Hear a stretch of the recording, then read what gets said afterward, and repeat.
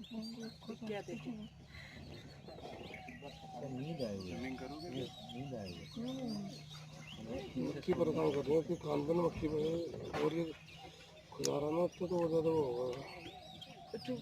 देखो वहाँ पे पूरा प्लॉट निकल रहा है, जहाँ पे कर रहे हो ना वहाँ पे नहीं दे रहे, किराया लगेगा। ये जख्म बना लेगा वैसा उस जगह। ये मेल या फीमेल कैसे पता चलेगा? चलो सारू बता दे क्या है। वो बैठी है इसलिए फीमेल है, वो बैठी है। बैठी है इसलिए फीमेल है, बैठा होता तो फीमेल था।